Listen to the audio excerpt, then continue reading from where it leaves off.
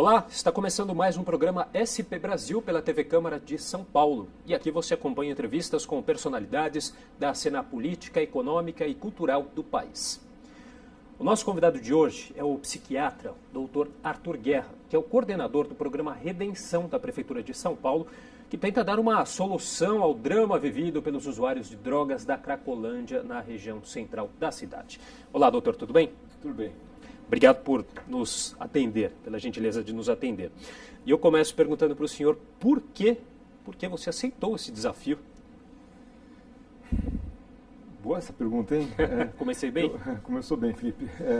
Acho que para todo profissional que dedicou grande parte da sua atividade acadêmica, universitária, profissional mesmo, para um assunto específico, é um desafio, na verdade é uma honra, é um compromisso com a nossa população assumir uma posição num programa importante como o Redenção.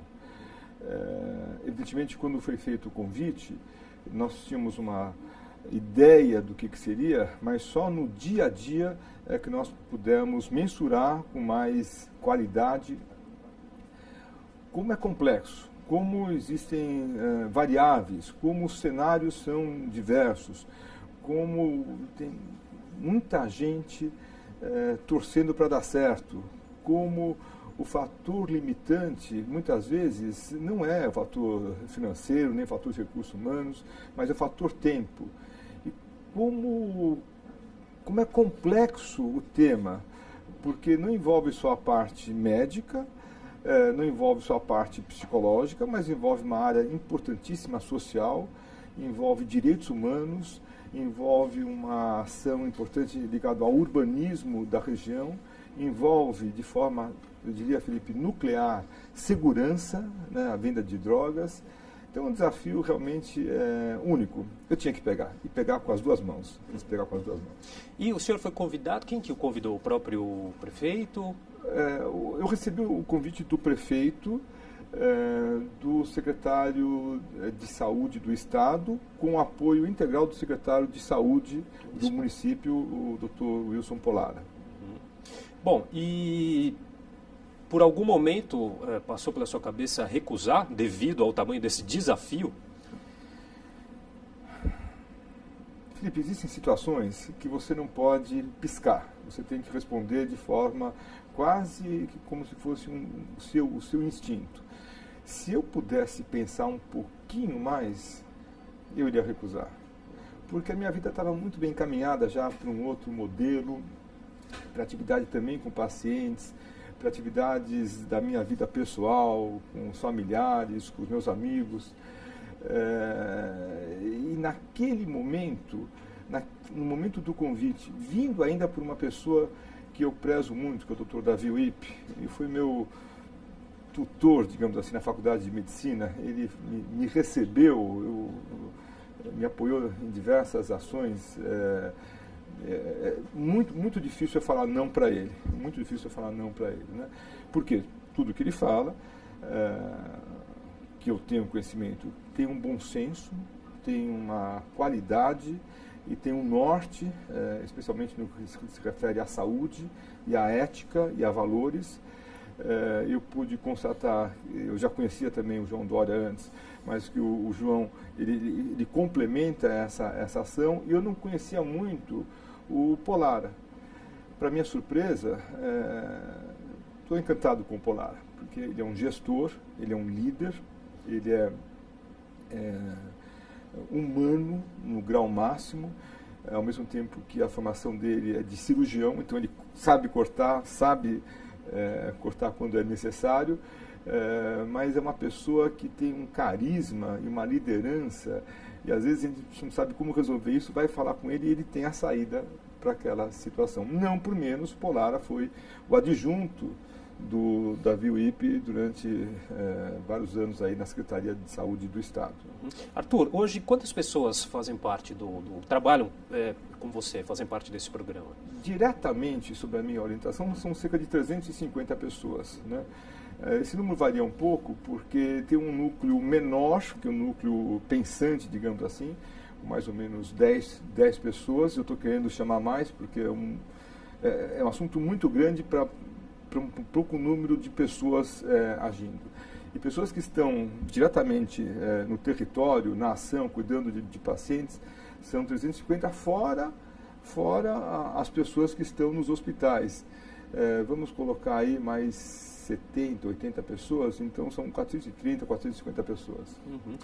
Bom, você disse em uma entrevista que nunca havia pisado na Cracolândia até participar do programa, né?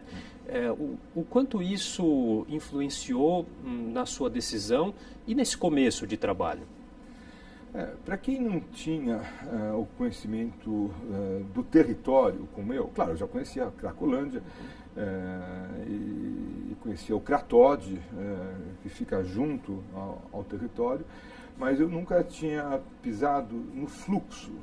O que é o fluxo? O fluxo é o local onde as pessoas ficam andando, elas vão, voltam, elas usam drogas e elas usam critérios, muitas vezes, de comunicação e de comportamento que são reconhecidos pelo próprio fluxo.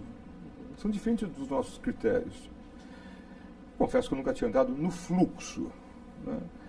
E a primeira vez que eu fui andar, eu me senti um pouco mal, um pouco desconfortável, né? Porque eu achei que eu pudesse ser assaltado, que eu pudesse ser ofendido, que um médico de gravata, assim, as pessoas muito numa condição sofrível de vida, né? Pude entender que o fluxo ele tem o seu modelo de ação e tem os seus códigos muito bem definidos. Eu não posso falar, seria injusto, Felipe, que eu me sinto bem no fluxo. Não é isso. Mas aquele desconforto inicial, ele não existe. As pessoas respeitam o profissional. Elas entendem que nós estamos lá para cuidar deles. Elas entendem que nós estamos lá para tentar, de alguma forma, modificar a vida difícil que eles estão passando. Seja na área da saúde, seja na área da assistência social. As pessoas entendem que os profissionais estão lá imbuídos de uma boa vontade e de uma vocação, quase como se fôssemos padres religiosos, não por menos muitos religiosos também atuam, né, para tentar inverter aquela situação. Evidentemente, no fluxo existem esses códigos, no fluxo existe uma disciplina. Como que são esses códigos? Dá para dar algum exemplo? Como que funciona isso? Eu vou dar dois exemplos, né? Nós estamos no fluxo, por exemplo, né? Porque uma das ações nossas, CAPS. CAPS é um Centro de Atenção Psicossocial. Nós demos o nome de CAPS Helvécia, porque fica na rua Helvécia, né? Na verdade, é uma extensão do CAPS Prates. É uma unidade móvel, digamos assim. No fundo, Felipe, não é um CAPS. No fundo, é uma extensão, é um braço, mas ele não pode ser considerado CAPS de uma forma oficial, né, pela lei, ainda que ele funcione como se fosse um CAPS. Eu vou lá, quero conversar com os médicos, com os enfermeiros, com as pessoas que estão atendendo, e quis entrar para conhecer um pouco mais o que é esse tal de fluxo. Não é permitido. Você pode ir até uma certa distância. Tem um limite. Tem um limite. Depois você é convidado elegantemente a não seguir adiante. Pelos próprios usuários ali do... Na verdade, são os disciplinas. O disciplina, o artigo masculino, muitas vezes é uma mulher, mas recebe o título de o disciplina, eles dão os códigos até onde você pode entrar, onde você não pode entrar. Ao destrinchar isso um pouquinho mais, ao conversar com os meus agentes de saúde, mas como a gente não pode entrar lá? Não, doutor, o senhor está na casa deles. Mas como estou na casa deles? Aqui é público, isso aqui não tem casa de ninguém. Aqui nós estamos aqui para tentar ajudar. Não é bem assim, o senhor está na casa deles, acho que é bom o senhor seguir dessa forma. São pessoas que fazem parte do meio ali, podem não ser usuários? Não são usuários. Não são usuários. Não são usuários. São pessoas, muitas vezes ligadas, ou todas as vezes ligadas ao tráfico, né, que têm por função administrar aquele ambiente diverso, dando normas, dando condutas, para evitar que aquilo fique um caos. Como se fosse, Felipe, como se fosse uma prisão. Lá não é uma prisão, lá quem quer entrar e sair, você está na rua. É uma prisão do ponto de vista da saúde. A pessoa fica prisioneira porque ela está com um quadro de uma dependência química das mais fortes que eu vi em toda a minha vida, o uso de crack. Então ela está prisioneira daquela situação médica, né? Mas em termos legais a pessoa pode entrar e sair. Mas mesmo nesse ambiente você precisa seguir determinados códigos. Essas disciplinas que o senhor mencionou são pessoas que têm ligação com os traficantes, é isso? Assim, Felipe, deixa eu explicar. Eu sou médico, psiquiatra. Minha vida toda foi no treinamento para fazer o diagnóstico, tratar e evitar a recaída.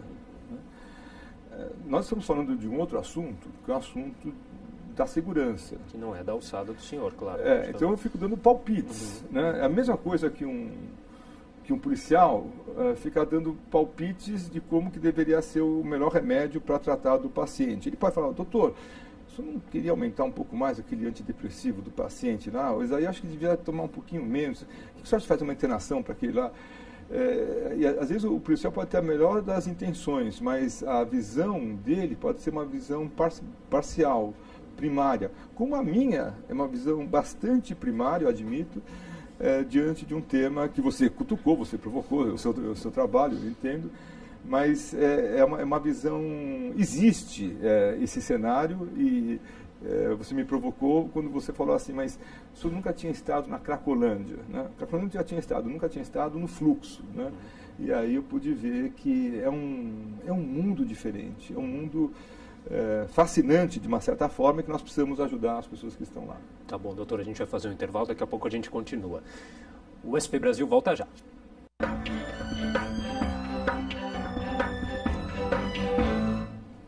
Estamos de volta com o programa SP Brasil pela TV Câmara de São Paulo, que hoje recebe o médico psiquiatra, o Dr. Arthur Guerra, que é o coordenador do programa Redenção da Prefeitura de São Paulo, que trata dos dependentes químicos da Cracolândia, na região central da cidade. Doutor, dando sequência aqui ao nosso bate-papo, você disse também em uma determinada entrevista que ao aceitar esse convite, você recebeu um esqueleto interessante, mas que ainda precisaria ser recheado para se tornar mais consistente. O que o senhor quis dizer com isso? Nós tínhamos um programa anterior, ao município de São Paulo, da gestão anterior, com uma visão bastante clara em termos de uma ação para cuidar desses pacientes. Essa ação chama-se redução de danos. O programa citado também, inclusive, o Braços Abertos. De Braços Abertos. Da gestão Fernando Haddad, isso, de Braços Abertos. Um programa que tinha a sua consistência, digamos assim, bem estabelecida. Né? A visão do atual governo reconhecendo os pontos positivos do de Braços Abertos, nós gostaríamos de estender as ações também oferecendo para os pacientes que têm uma dependência fortíssima, e muitos desses pacientes ou têm, a possibilidade de um tratamento voltado para abstinência, para a parada total do uso de drogas. E aí a melhor ferramenta para que a gente consiga esse objetivo é sugerir para o paciente seguir no modelo de uma hospitalização. Um tratamento clássico que existe há centenas de anos no mundo, em todos os países do mundo, que se chama desintoxicação. Alguém que está intoxicado, que está gravemente dependente daquela substância psicoativa, seja álcool, seja crack ou outras drogas, ele passa por um período onde ele vai sofrer um pouco essas consequências da falta da droga, o corpo dele vai pedir a droga, então ele precisa ser medicado, precisa estar internado. Isso nós fazemos sempre de forma voluntária, respeitando o desejo do paciente, e aí então ele vai fazer essa hospitalização. Esse esqueleto, essa ideia da hospitalização, usando os recursos humanos do programa antigo, é o que eu quis dizer que nós precisaríamos deixar o programa mais consistente, mais musculoso, pegando as partes positivas, pegando os pontos positivos e, ao mesmo tempo, investindo nesses outros modelos de ação mais voltados para a parte médica também. Uhum.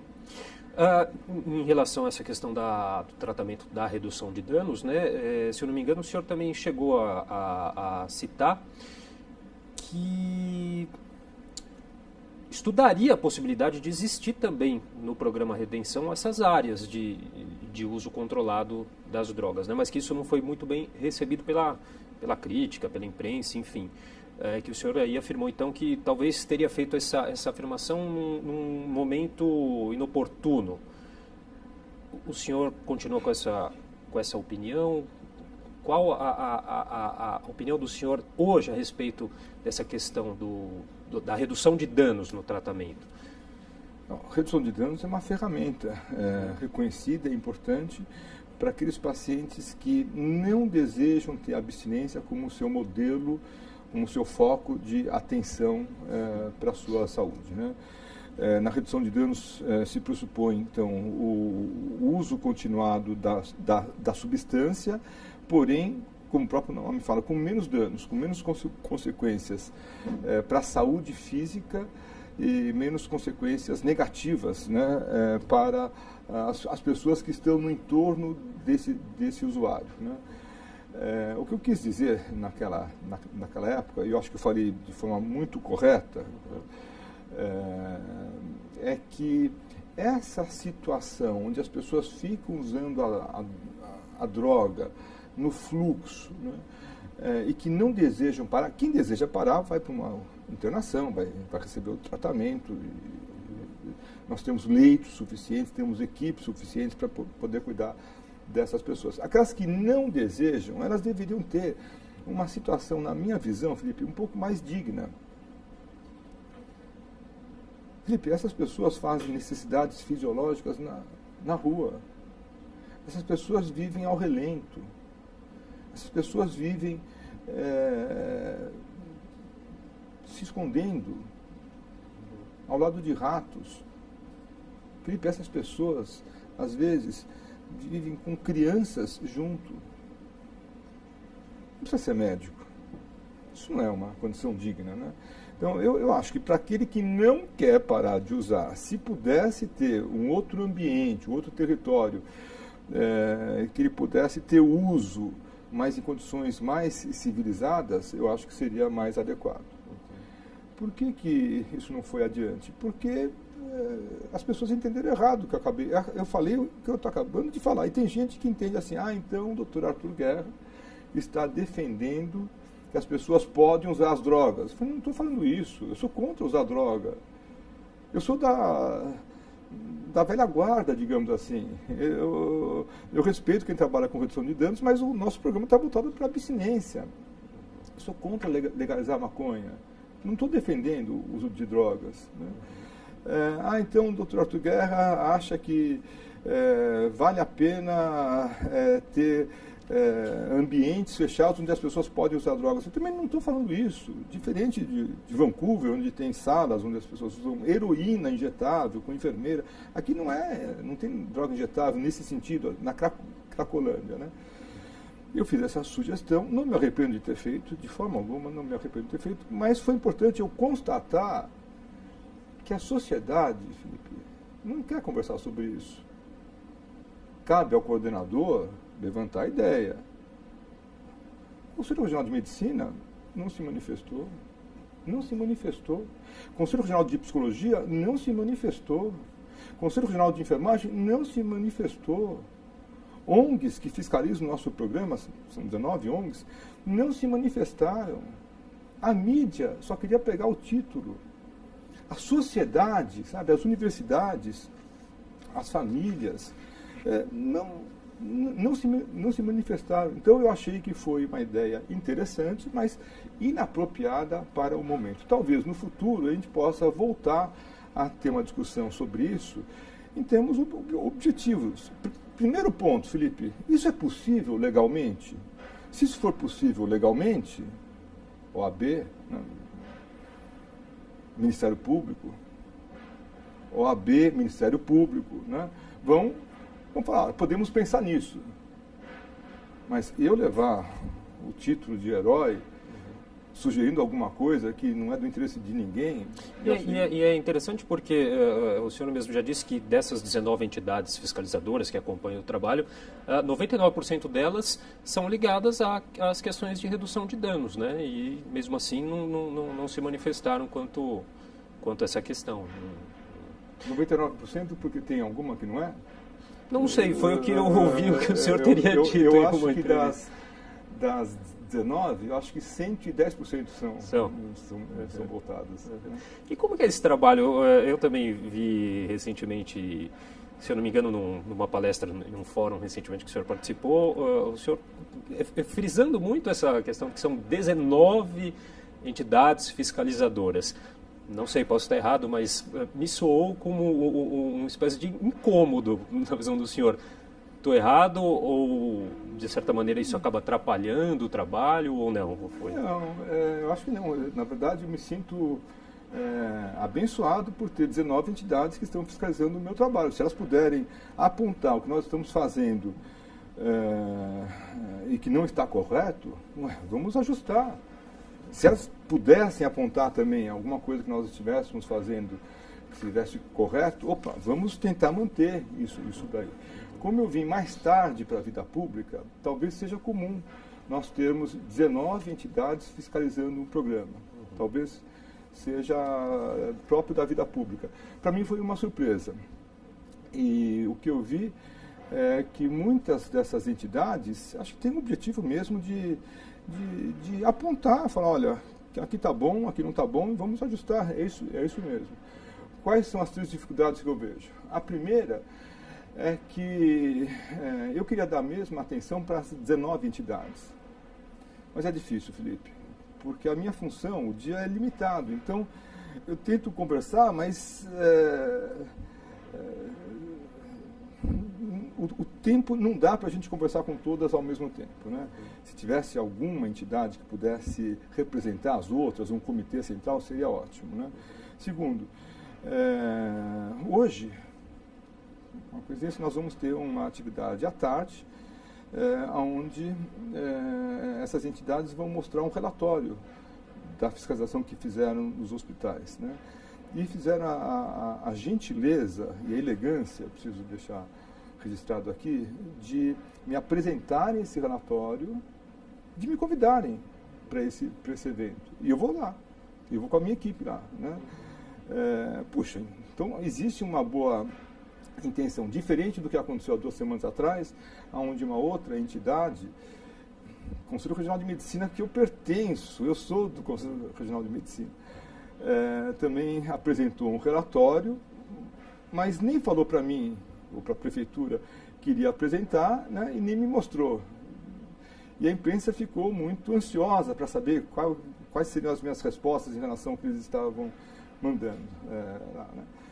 Em resumo, existem ajustes que precisam ser feitos, ajustes francamente pequenos, ajustes possíveis, ajustes que são executáveis e que certamente vão melhorar a forma de atendimento que nós damos ao usuário. Então eu sou sortudo, entre aspas, por ter essas entidades que estão me fiscalizando. Uhum. Em relação, só para dar o nome direitinho aqui, o fórum, a palestra que o senhor realizou, é do Fórum Mudança de Hábitos e Redução de Danos à Saúde. O tratamento, doutor, a gente sabe, os especialistas, como o senhor, dizem que são necessidades diferentes das pessoas que estão ali na Cracolândia. O tratamento, ele é padrão ou não? Não, não é. O tratamento se baseia uma posição que se chama: cada paciente tem o seu PTS, o seu projeto terapêutico singular. Cada paciente é diferente do outro. Evidentemente que as ferramentas que nós temos são ferramentas padronizadas, mas como elas vão se encaixar, qual que é o molde para cada paciente é singular. Nós não temos um tratamento que sirva para todos. Nós não temos, por exemplo, redução de danos. Redução de danos é o nosso modelo que serve para todos. Não é verdade. Abstinência é o nosso modelo, eu gostaria que fosse, mas não serve para todos. Internação. Eu gostaria muito que tivesse a internação clássica que existe nos diversos hospitais do mundo e nos nossos hospitais aqui também, por 4 semanas. Mas os pacientes não querem ficar 4 semanas. Eles querem ficar 1 semana. Querem sair. E aí eu já vou fazer um gancho para o próximo bloco, a gente falar um pouquinho dessa questão da internação compulsória. Mas a gente vai para um rápido intervalo, daqui a pouco a gente continua aqui com o programa SP Brasil. Até já.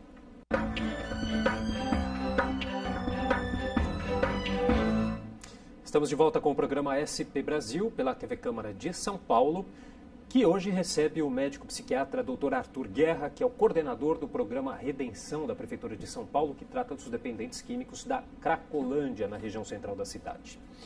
Bom, a gente encerrou o segundo bloco falando sobre um pouquinho como que é o tratamento do programa Redenção. E já entrando nessa questão polêmica, doutor, da internação compulsória, essa internação forçada. Eu queria saber que a Prefeitura tentou até na Justiça essa autorização, né, mas não obteve muito sucesso, foi uma questão bastante polêmica. Queria que o senhor comentasse um pouquinho qual a opinião sobre essa questão. A internação, Felipe, é uma ferramenta que ajuda o sistema de saúde a cuidar de um tipo de paciente que tem uma falta de sucesso no tratamento ambulatorial. É assim, né? É simples assim. Então, a internação ela pode ser feita de 3 formas. De forma voluntária, quando o paciente aceita, conversa com a equipe, conversa com o médico faz a indicação de internação. A internação é um procedimento médico, tal qual um procedimento cirúrgico, né? É o médico responsável por essa internação. E o paciente, então, vai de forma espontânea para o ambiente hospitalar. De forma involuntária, quando o paciente não deseja ir, mas há uma necessidade de urgência médica evidente. É assim, em todos os lugares do mundo. Há centenas de anos funciona dessa forma. A pessoa quer se matar. O médico não vai concordar. Nenhum médico. O médico é formado para... Não vai se matar. Não conte comigo. Você não pode apressar, você não pode me dar um remédio rápido. Não posso. Mas ele tentou se matar e diz que vai se matar mesmo. Nós vamos fazer uma internação involuntária. É óbvio, né? Ou a pessoa está em uma situação física que ela não consegue discernir, não consegue entender que não pode usar droga, está com uma cirrose, está com hepatite, está com sífilis, está morrendo, precisa de um cuidado médico, ela vai ter que ser internada, mesmo de forma involuntária. Como é que é essa internação involuntária? O familiar, tem que ter o familiar, ele pede para o médico, para que o médico cuide do paciente. O médico avalia o paciente e concorda que precisa de um procedimento mais grave, raríssimo, mas precisa disso. E faz uma indicação de internação. Ele assina isso, coloca o carimbo dele.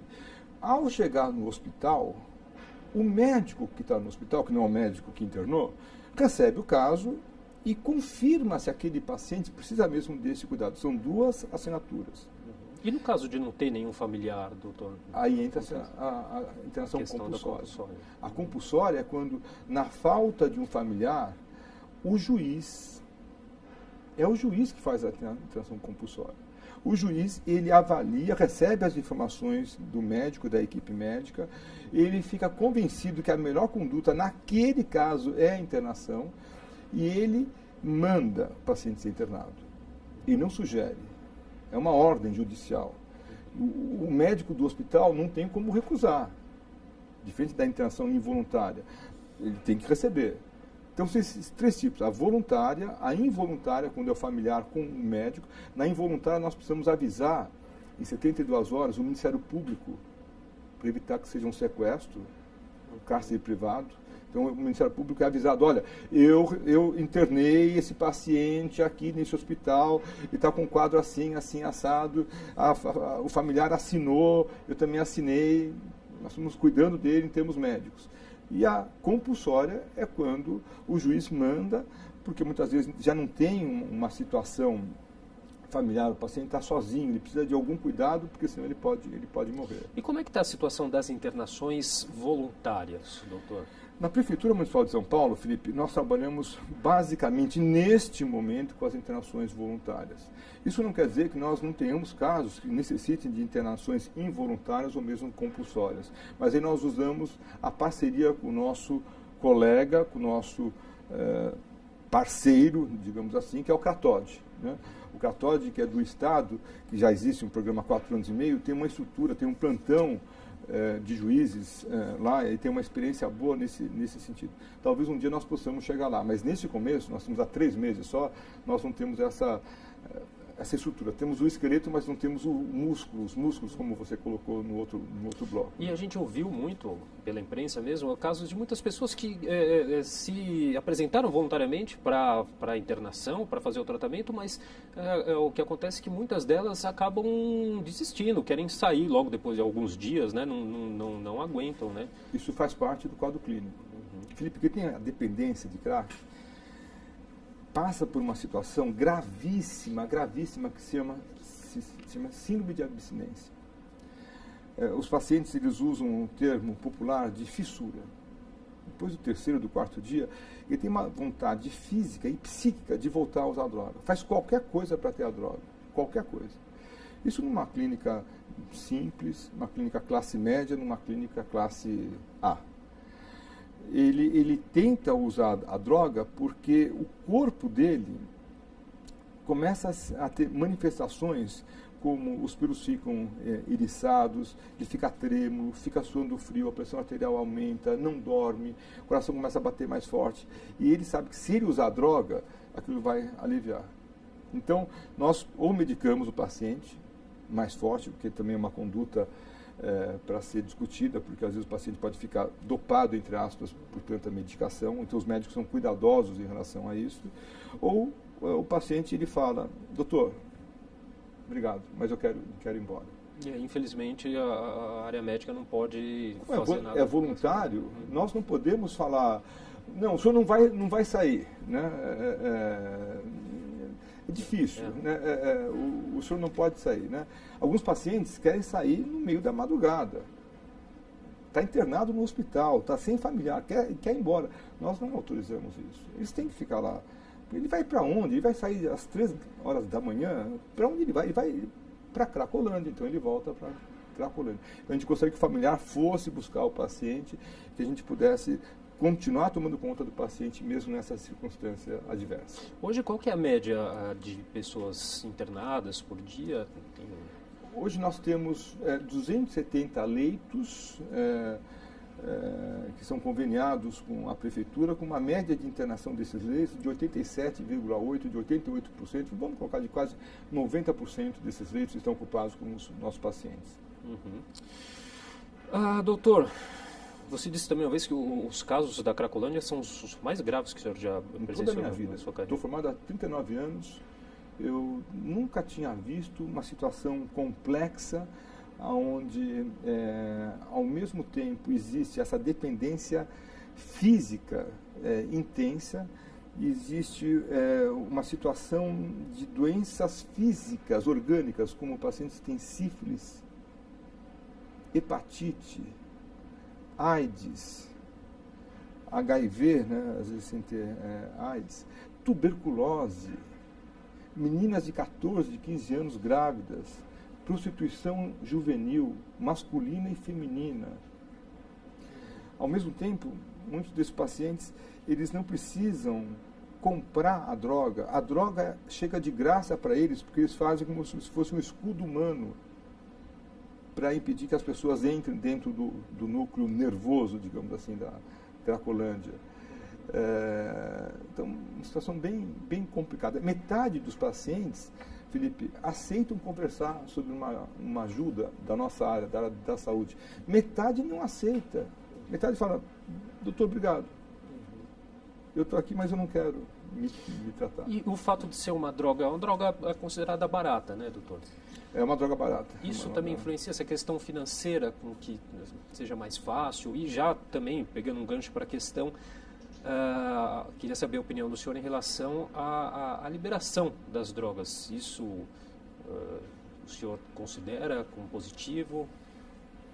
Nós estamos num momento de transição do mundo. Transição coloco aqui para os próximos 30, 50 anos, né?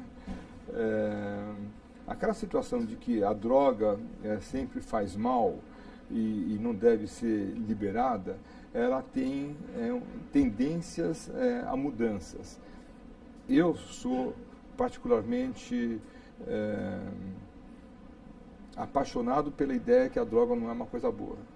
A minha visão médica não permite eu ser um defensor do uso moderado, do uso ocasional dessas drogas ilícitas. Eu não gosto dessa ideia. Respeito quem as tem, mas eu trabalho no outro modelo. Estamos muito curiosos com o que vai acontecer no nosso país vizinho aqui, o Uruguai, que é o primeiro país do mundo a legalizar a maconha de forma oficial, né? Redundante, legalizar de forma oficial. Mas é o primeiro país que tomou essa atitude bastante ousada e nós vamos poder acompanhar nos próximos 3, 5, 10 anos o que aconteceu no Uruguai em relação a isso daí. Vários outros países, ou estados norte-americanos, têm uma postura mais liberal em relação a isso. Eu vejo que o nosso país ele está necessitando de mais debate sobre isso, de menos posturas, Felipe, apaixonadas de um lado ou de outro lado. Tem gente que acha que a droga é coisa do demônio. Quem usa droga é uma pessoa que está condenada a passar os dias dela no inferno. Sem se esquecer, claro, a gente está falando de drogas aqui mais graves, né? A questão do crack, mas enfim. Tem também aquelas drogas que são consideradas, claro, também não em todos os casos, mas a porta de entrada para essas questões mais graves, né? Digo isso porque o senhor também é presidente executivo do CISA, né? Que é o Centro de Informações sobre Saúde e Álcool. Sou. Dá para fazer uma relação dessa questão do álcool com essas drogas mais pesadas? Dá. O mundo é dividido há vários anos em dois grandes grupos em relação às drogas. As drogas legais, álcool e tabaco, e as drogas ilegais são essas outras drogas, né?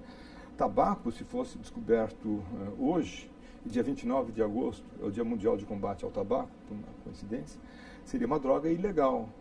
Por quê? Porque o tabaco não traz nenhum benefício à pessoa. Ninguém fala, eu vou fumar um cigarro para dar uma limpada no meu pulmão. Ninguém defende o uso de tabaco, né? O álcool não. O álcool é uma droga diferente. Socialmente aceitável. Há milhares de anos o álcool tem esse perfil, né? O álcool é usado por muitas pessoas, por milhares de anos, especialmente em situações de celebração, buscando um certo relaxamento. E algumas pessoas, uma minoria delas, vai fazer um uso errado, um uso nocivo. E vão ter consequências gravíssimas, né? Então, eu como presidente dessa organização e como professor universitário, coordenador do grupo de álcool e drogas da USP, nós somos contra o uso de álcool em nenhuma hipótese, álcool menor de idade, porque o cérebro do jovem ele está em crescimento. Você coloca álcool, não vai crescer da mesma forma, obviamente, né? E muitas vezes esse consumo começa dentro de casa e muito cedo, mas a gente vai continuar daqui a pouquinho, a gente vai fazer mais um intervalo e daqui a pouco a gente volta para o último bloco do programa SP Brasil. Até já.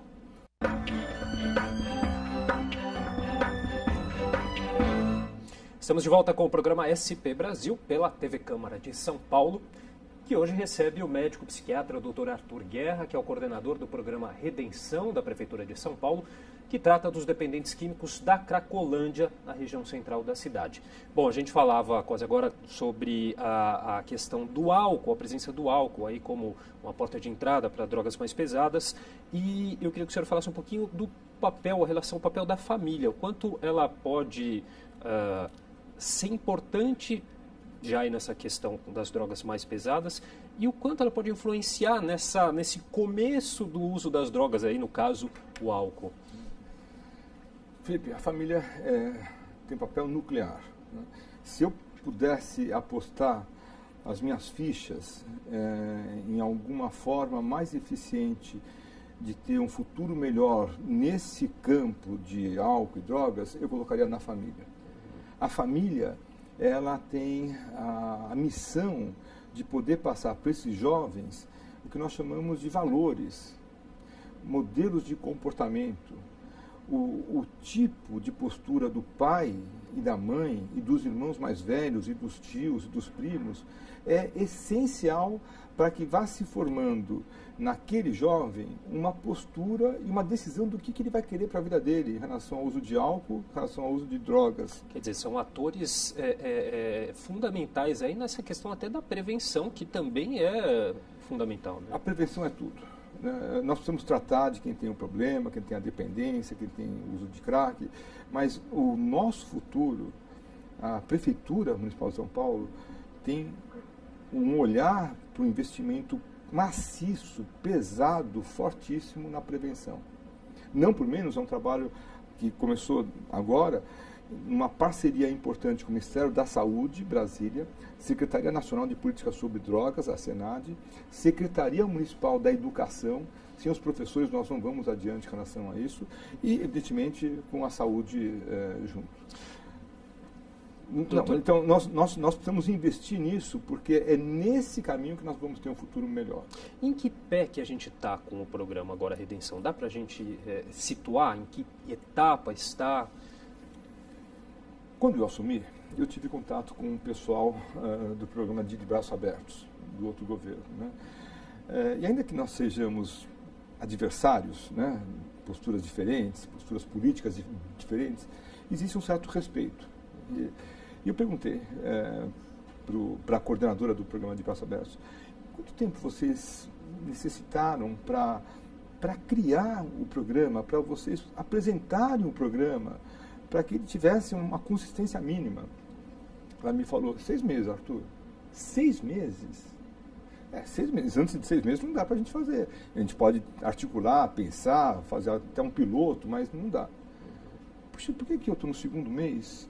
Todo mundo exige uma eficiência, como se o nosso programa tivesse 1 ano já. Na verdade, hoje fazem 3 exatos meses que nós estamos. Para 3 meses, acho que está muito bem. Está muito melhor do que eu podia imaginar, mas faltam ajustes. Falta azeitar um pouco mais a máquina ligada à saúde e a parte da prevenção e a parte da política. Se nós não tivermos uma política para o município clara e definida sobre como que o município pensa a questão de drogas e de álcool, essas ações do Redenção elas ficam soltas. E trabalha também com o programa Recomeço, o programa estadual, né? Nós somos parceiros. Para nós, o Recomeço é um modelo que nós poderemos chegar perto, mas eles estão há 4 anos e meio. Eles têm essa consistência, eles têm essas ações importantes e multifacetadas. Nós estamos no começo ainda e tem já uma integração muito grande entre as pessoas do Redenção e do Recomeço. Elas trocam informações, fazem reuniões em conjuntas, o território é o mesmo, né? Como é que nós podemos ter uma integração maior desses 2 programas? Uhum. Bom, deixei uma questão aqui um pouquinho mais leve, mas não menos importante para o final. O senhor é um atleta, acorda aqui, me parece 4h30, 5 horas da manhã para fazer exercícios, faz aí até as 9 da manhã. Que importância que tem o exercício físico para essa questão das drogas? Tem algum tipo de trabalho que inclui essa parte esportiva? Existe. A dependência de drogas é um problema sério, um problema crônico muitas vezes, e que precisa de novos modelos de ação. Na minha equipe, nós desenvolvemos uma terapêutica muito eficiente, que é o uso do esporte. Esporte competitivo, esporte de alta performance. O que esse esporte faz, né? Outra vez, cada paciente escolhe o seu esporte. Uns gostam de natação, outros gostam de corrida, outros gostam de dança, outros gostam de triatlon, cada um escolhe o seu. O esporte dá para o indivíduo 3 ações importantes. Ele dá uma disciplina, a pessoa é obrigada assim, a acordar cedo, acordar às 4 para começar a pedalar às 5 horas e depois voltar e estar no trabalho, etc. Tal. Ela aumenta a autoestima, a pessoa se sente melhor, se sente mais forte, mais confiante, com um grupo de pessoas que pensam do mesmo jeito. E tem uma alteração química também aí, né? São as endorfinas. O esporte libera essa droga, entre aspas, não é uma droga. Mas uma droga do bem, né? Uma droga do bem quando você chega no final de uma competição, quando você ganha uma medalha, quando você consegue superar uma meta sua, pessoal. Eu quero fazer aquela maratona, consegui fazer a maratona, tal. É uma sensação, às vezes fica até, entre aspas, viciante. E a pessoa fica com uma dependência quando ela se machuca, quando ela não consegue aquela meta e fica triste, chorosa, etc. Mas não volta a usar drogas. Então, eu acho o esporte uma ferramenta muito importante para que a pessoa possa superar situações difíceis como essa que nós vemos aqui. Doutor, a dependência, então, ela, na opinião do senhor, ela tem cura? A dependência, ela tem cura na ideia de que a pessoa pode voltar a ter uma vida saudável, onde tem atividades profissionais, onde tem uma família, onde ela se sinta bem. Mas na minha visão, Felipe, a dependência, ela tem cura se a pessoa fizer uma opção de abstinência. Significa assim, ela fala, eu não vou mais usar no crack. O quê? Álcool. Não. O meu problema não é álcool, o meu problema é crack. Eu quero beber socialmente. Então, para você não usar crack, não usar cocaína, o caminho é não beber socialmente.